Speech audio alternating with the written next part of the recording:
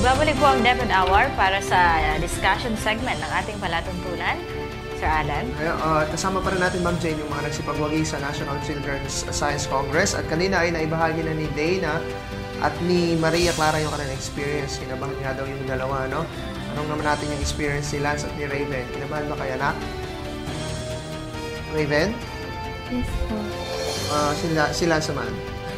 So sa mga questions, anak, na tinanong sa inyo doon sa tawag doon, hindi naman interview, ano, sa defense, ano? Ano, anak, yung pinaka nahirapan mong sagutin?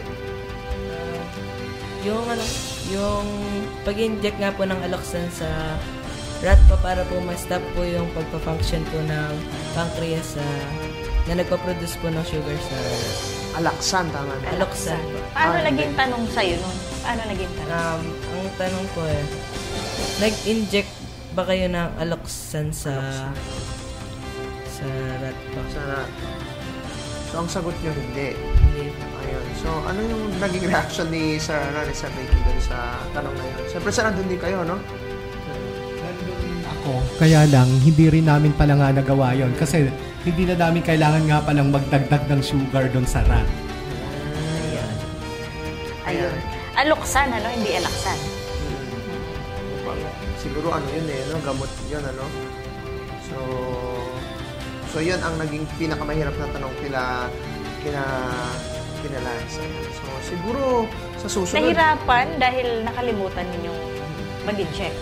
Kaya nahirapan. Kasi syempre, hindi nyo na alam ang isasagot. Tsaka hindi namin makukuha yung result talaga. Kasi kung nga pala, hindi natin nagpa-function nga din pala yung pancreas ng daga. So may sugar pa rin ito. So ayun. Hindi nga baba. Nung nakaraan, ganyan din yung study nila, no, anti-diabetic din. Kaya nasa okra, no, doon sa atin ni Lance, siguro hindi nga rin, o hindi na itanong noong na yung panahon na yun, yung gano'n din. Kasi similar dahil study, hindi na no? paghandaan. But different, plant, So, sa susunod, kung may third time, makahanap ulit sila ng anti-diabetic, plant, no? Pwede siguro isa-subject na nila, sir. Kaya sabi nila, mahal daw yung paggawa nun, ano? Mayroon po bang idea si sir dun sa pag-inject ng Aloxan dun sa pancreas nung ano? Sa isang injection yata, umaabot ng 3,000 plus.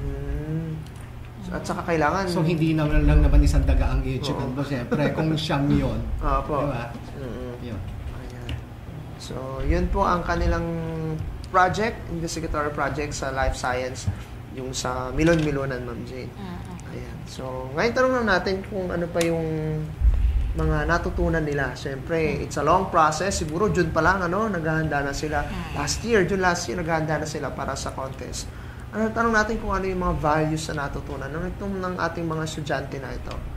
At para rin malaman ng ating mga tagapanood, mga magulang, kung ano ba itinuturo nitong investigatory project sa mga bata. Okay, si Dana siguro muna. Dana, anong natutunan mo, anak? Hindi po pagiging mahiyain, tsaka po smart po sa pagsasalita. At paano mo ito natutunan sa proseso ng pagsabak nyo sa investigatory project? Nagsanay po kami nun, tapos po sabi po ni Ma'am Jeanette na dapat po ganun daw po. Kaya po ginawa na lang po namin yung best po namin. Ayun. Nakita-kita naman talaga dahil natatandaan ko kasi naging guest din natin si Dana, no? Dana. No? Pero mas articulate siya talaga ngayon, Mas maganda siyang mag-explain talaga naman. Nakita-kita natin talagang natutunan niya 'yon sa investigatory project nila. At saka pag second time mo na sa alam mo na gagawin mo, sa DepEd Hour, Dana? Ayan, si Maria Clara Perez. Anong natutunan mo pati sa pagsali mo dito? Pagiging confident po. Paano mo ina-apply yung pagiging confident? Yung pagiging hindi po niyo mahiyain, tsaka hindi po kinakabahan, hindi po madaling kabahan. Pag po binigyan po ng tanong, kinakabahan na po, hindi na po makakasagot. May mental block ka na, Opo. At saka iba yung dinidiscuss nila, scientific, mahirap yan. Pag nagkamali ka ng isang explain doon, parang gagano na itenga ng mga judge, Kaya dapat exact, specific yung kanilang sinasabi. At natutunan din ni Maria Clara, So, very good dun si Maria Clara. No? Si Lance naman. Marami naman po ako natutunan dito. Isa po dito yung pagiging straight po sa pagsagot, yung be specific po sa pagsagot kasi po. Hindi ligoy-ligoy, ano? Apo. Parang sa essay lang din yun, ano? Dapat diretso. Diretso. Straight to the point. Ibig sabihin, pag gano'n, hindi na, straight to the point. Walang ligoy-ligoy. Minsan kasi yung iba, sa palibig-ligoy, ayaw lang sabihin yung totoo.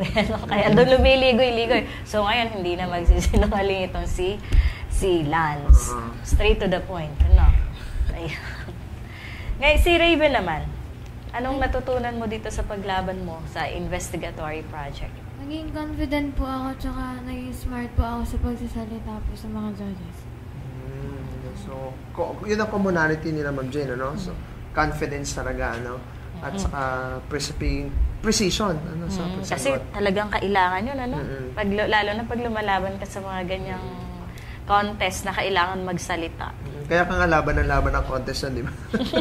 Dahil mahihain si Ma'am Jane, ano? Hanggang ngayon naman. Hanggang ngayon naman daw po mahihain si Ma'am Jane. Ayan. So, pero pagkausap niya yung camera, ayan. Nawawala yung hiya ni Ma'am Jane. So, kailangan yan, di ba? Kailangan. Ayan. Kung may natutunan yung ating mga estudyante, siyempre si Sir meron ding natutunan, ano, dito sa, ano, kahit na sabi natin grown up na si Sir, may natutunan pa rin si Sir. Sir? As a coach, marami talaga. Kasi sa investigatory project kasi ito yung pinakamahirap na sigurong i-depend dun pagka sa mga contest. Okay, doon sa pagsagot kasi hindi lang dapat na alam mo yung study mo. Dapat lumabas ka doon sa kumbaga doon sa nilalaman ng write-ups mo. Kasi minsan doon nga kinukuha yung mga iba pang tanong, lalo na doon sa mga minsan akala mo hindi na makasama yung isipin mo doon kasama yung pala pag naisip mo na yung tanong nila ay dapat pala tama yon yung mga ganong bagay, kaya dapat careful ka talaga sa paggawa ng project ng research. At napapansin natin, Ma'am Jane, ano, na palagi sa Cabanatuan East Central School nagmumula ang mga panlabang investigatory projects, ano. Walang mintis yan, taon-taon meron, Ma'am Jane, ano. Ano ba, sir, ang sabi natin ay sekreto. Hindi naman sekreto, no. Siguro ay best practice ng eskwelahan pagdating sa science investigatory project, sir. Sa amin kasi kahit nung si Ma'am Rose Ann pa, talagang pinadadaan namin yan sa mga science teacher talaga. Hindi lang siya yung nag-iisip, kundi pinagtatanong din namin. Minsan nga, sasabihin niya, Sir Eric, pakitignan mo nga ito kung tama. Yung ganun kami kasi lahat. So, hindi lamang iisa, hindi lamang yung code sa dapat. Lahat ng mga science teacher namin involved. Collaboration, Ma'am Jane. At saka maganda, yung involved din sa collaboration, yung parents ng kanilang mga estudyante, na marami naman sa mga parents ay talagang mga biyasa rin sa science, no? Kagaya nga ni Lance, mother niya si Dr. Jacoba, no? At may mga access sila, Ma'am Jane, sa mga equipment na wala ang Cabanatuan East Central School. Yes. Speaking of equipment, Ma'am Jane, meron bang science laboratory ang Cabanatuan East Central School, sir? Sir? Science laboratory, wala. Yes, sir. Ay, wala. Okay. Wala. So, yun ang wala sa akin. Sa tingin mo, sir, dahil kailangan, timely ba na magkaroon na ng science laboratory yung eskwelahan nyo? Siguro dahil nga lagi kami yung lumalaban. So yun, sinabi ko na rin dati sa principal namin na kailangan magkaroon kami ng laboratory. Siguro soon. Pwedeng i-prioritize, ano? Kaya kung mayroong tulong coming from the national government direkta sa division, pwede yan, Cabanatuan East Central School. At yung Cabanatuan East Central School, Ma'am Jane, walang science education curriculum kagaya nung sa sa Mayapyap, so ano naman nasasabi mo yun, sir, na doon may science curriculum, sa inyo wala? Pero actually yata meron kaming science curriculum, kaya lang to sa SPED class namin yung sa fast learner. Kaya lang doon sa regular namin, yung talaga yung common na natin, yung regular curriculum ginagamit. Pero doon sa kanila, meron. Siguro medyo ano lang. Pero ang alam ko sir kasi, ibukod pa yung may special education curriculum. Iba pa yung curriculum ng SPED for the fast learner. So we cannot merge din yun. Oo. Kasi yung special science curriculum, may pondo from the national government, Ma'am Jane. Siguro ito, yung sa inyo sir, meron bang natatanggap na fund? Wala. Hindi ako sure. Oo, yun. Pero alam ko meron. Kasi ang alam kong may science curriculum sa elementary ay may yapyap. So, pwede siguro dahil sa achievement ng Cabanatuan Central School, pwede siguro mag-apply kasi ina-apply yun They can apply for the science curriculum kasi nga naman andito din yung yung mga kumbaga science budding natin scientists Siguro ma-open yung management nitong Cabanatuanis o kaya naman yung baka ginagawa na nila ngayon yan sa ngayon. Sa bagay, yung mayapyap, I think nasa grade 3 pa lang yata yung siguro paghandaan ng Cabanatuan East Central School yun, pag nasa grade 5, grade 6 na yung mga nasa science curriculum. Kasi sila, I think may science laboratory na rin sila. So, ay, ganun. Oo, kasi funded yun, So, that can be a suggestion sa kanila din, So, sa tingin mo, sir, kaya ba ng Cabanatuan East Central School na magkaroon pa offer pa ng isang curriculum? Kaya. Ayun, kaya. And it will be beneficial din sa kanila, Ma'am Jane. Ayan. So yun po ang ating mga napag-uusapan, Ma'am Jane, At sa inyo naman, marami ring curriculum, sa Camptino? Sa high school. Ano nga ba yung, Ma'am Jane? Ano yung mga curriculum sa inyo? May sports sila, may STE, Science Engineering. ESET, mga ganon. Medyo hindi ko palang kabisado ang ibig sabihin kasi ilang buwan pa lang ako. Pag-aaralan ko pa mabuti ang mga doon. So usually po, alamin na natin yung background ditong mga estudyante na to. Baka naman akalain natin mga tagapanood naku, mga bright pupils talaga yan, Tanong natin kung sila ba ay kasama sa honor roll, O baka sabihin ng ating mga estudyante, mga nasa SPED yan, Alam ko sila, saka si Raven nasa SPED. Si Dana, anong section 1? Section 1 po. Saka si Raven, si Maria Clara. Apa. Ayun, so section 1 sila sa regular class. So ibig sabihin, ang Cabanatuan Central School, Ma'am Jane, hindi lang nagtatap ng mga magagaling sa SPED, Okay, so kasi paano nga ba ang screening natin, sir, sa inyo ng SPED sa regular? Parehas yun na may test. May oral at saka written. Pati yung regular class sa section 1. Si Dana ba ay top 1 ng third grading? Hindi po. Yun, Anong top si Dana? 3.5 po. 3.5. May Ranking katay pa kasi, siya. Ranking pa siya. And yet, kasi siya ang representative ng national. Nasa National Science Congress. Tanong naman si Maria Clara, Ma'am Jane. Ikaw ba ay top sa inyong klase? Humahabol po. Kita mo nga, humahabol lang. Humahabol, Hindi, ibig sabihin yan, hindi ulit ikaw yung top 1, ikaw yung laging ilalaban. Or siguro yung kailang top sa ibang contest naman na ilaban. Pero ang maganda rito, sila ay nanalo sa national. Tanong na natin si Sir, kung paano pinili itong ating dalawang, total, tanong na natin sila dalawa, si Dana, sa kasi kung paano sila pinili ni Ma'am Janet, Sige, si Dana muna. Kasi po, kilala po ni Ma'am Janet si Daddy na science po. Kaya po sabi po ni Ma'am Janet, sasali daw po ako sa Science Investigatory Project. Tapos po, tinanong po ni Ma'am kung sino po yung partner ko. Sabi ko po, si Clara po. Siyempre, hindi naman aprobahan Ma'am Jane ni Ma'am Janet yan. Kung wala siya nakikitang galing sa mga bata na yan. Si Sir naman. Paano nila? Yes, sir. Paano pinili? Kayo ang pinili nila. Ako ang pinili ng mga to, Ay, ganun, sir. Okay, kasi since lumalaban kami ng investigatory project, ako na yung dating nagiging coach nila. Kaya nung dumating nga si Rosan, kasi sa lower section kasi ako nagtuturo. Tapos, during that time, nasa primary or nasa grade 3 yata ako. Ako pa rin yung kinukuha coach ng mga nasa intermediate. Kasi, ewan ko. Ang kumukuha sa ay mga teacher. Ang nag-a-assign naman sa atin, di ba, para maging ayang principal, sir? Oo. Ayun. Kaya lang, yung mga kasamahan mo, i-recommend ka. Ayun. Yun naman maganda, Ma'am Jen, sabi nga, tanggap din ng tanggap. Pag talagang kaya naman ni Sir, So, Okay, alamin natin kung ano ba ang pagtanggap naman ni Sir. Pag lagi na lang kayo. Paano naman ang pakiramdam niyo nun, Sir? Ay, minsan nga, tinatanggihan ko na kasi marami na. Aanin ko yun, di ba isa lang naman kailangan? Joke. Okay. Parang gano'n, no? Ayun po. Siguro, Sir, marami na kayong na-coach na nag-national sa science. Dahil mula pa nun, talaga nagna-national na ang Cabanatuan East, Sir. Tumutulong lang ako dati kay kay So ngayon, Rose Sir, Ann. kayo na. Ngayon, ako na. Kasi wala na siya. Oo. So, ibinalik sa akin. Saka mas maganda, Ma'am Jane, yun. In-expose din yung ibang teacher, no? Para din, kasi kung puro classroom din sila, baka ma-bored din sila, no? Although hindi naman boring ang teaching para sa akin, ha?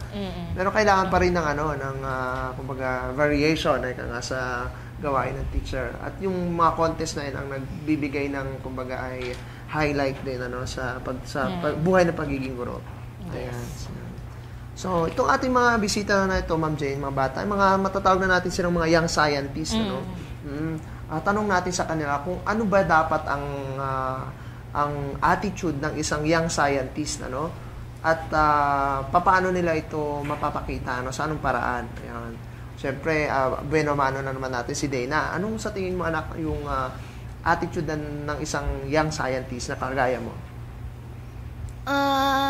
Yung sa project po nila, yung parang gusto niya pong pag-aralan pa ng mabuti yung kanilang project. So parang inquisitive, Oo, inquisitive. Kailangan gano'n ang attitude. Ikaw ba, anak, ay pag may nakita kayo isang bagay, tinatanong mo kung paano ito ginawa? Marami kang tanong, gano'n? Hindi naman po masyado. Pero sa tingin mo, nakakatulong yon sa pagiging isang scientist. Opo. May favorite scientist ka ba, Dana? Wala po. Ay, wala. Ayun. So, doon niya daw ina-apply yun. Sa mga project, kailangan ay talagang inaalam mo kung paano mo siya magagawa ng maganda. Si Maria Clara. Ano sa tingin mo ang attitude ng isang scientist? Dapat po masipag. Yan. Bakit naman kailangan maging masipag? Masipag po siyang magsaliksik po dun sa subject po niya o yung gusto niya po patunayan po dun sa object po na yun. Siyempre, Ma'am Jane, pag kasama ng masipag, tiyaga, no? Kasi pag mali itong tines mo na to, hindi naging successful. Ulit ka ng ulit, kasi may favorite, ba siya, si Maria Clara, favorite scientist? Wala pa. Ako meron Sino? Secret. Meron ako. Si Lance. Isipin ko ba? Si Lance. Baka naman masahe mo si Dr. Hindi, si Thomas Alva Edison. Sige. Ang tanong mo kung anong inimbento niya. Tingnan mo na lang sila. Sige, Lance. Si Lance. Being wise and smart po. Kailangan po natin gamitin yung brain po para po maging young scientist. Ikaw ba, Lance, wise ka and smart? Sa pag-aaral mo, paano mo i-apply yung pagiging wise and smart? Daily po, if may free time po ako, magbabasa po ako ng study po lessons ko po. Ayun. Favorite scientist, Lance? Si Alexander Graham Bell po. Ano ba yung na-invento ni Alexander Graham Bell? Yung marami na din po siyang nag-invented. Bukod po doon, siya din po yung co-founder po ng National Geographic. Ayan. So, bukod sa telephone, Telephone, Ayan. Si naman? Si Raven. Mapagtuklas po. Mapagtuklas. Ano ba yun? Ano ba sa English yung mapagtuklas? Ano ba siya? Basta yun. Bakit naman kailangan maging mapagtuklas ang isang scientist, Raven? Kasi po, hindi na po magagawa po yung project na yun kung hindi po kayo parang mag-aalang po ng isa pong para suliranin po ng bayan. Favorite scientist? Galileo Galilei. Ano naman ang ginawa ni Galileo Galilei? Nag-invent po ng telescope. Paano mo ba i-apply sa iyong pag-aaral, yung pagiging mapagtuklas? Ano ba ang tutuklasin mo? Mga sikreto ba ng kaklase? Hindi po, parang tutuklasin po yung aralin po. Tsaka po, para po magamit po. Kung paanong ma-highest, makukuha yung pinakamataas na So, score. pag may hypothesis siya, titingnan yung tutuklasin niya yung sagot. Si Sir naman, sa huli na si Sir. Si Sir, ano sa tingin Sir yung dapat ay attitude ng isang young scientist, Sir? Kailangan na curious ka sa bawat bagay na nakikita mo sa paligid mo. From there kasi, makakahanap ka ng mga sagot doon sa mga tanong mo. Halimbawa, yung bakit green yung dahon, yung mga ganon, doon ka mag-start. Ayan. Inyo pong nakilala ang ating pong mga winners sa nakaraang National Children's Science Congress at hindi na naman pong natunghayan ang isang edisyon ng ating balitaan, turuan, at siyempre po at talakayan. Dito pa rin po sa inyong programa DepEd Hour. Ako po inyong nakasama, Alan David Valdez.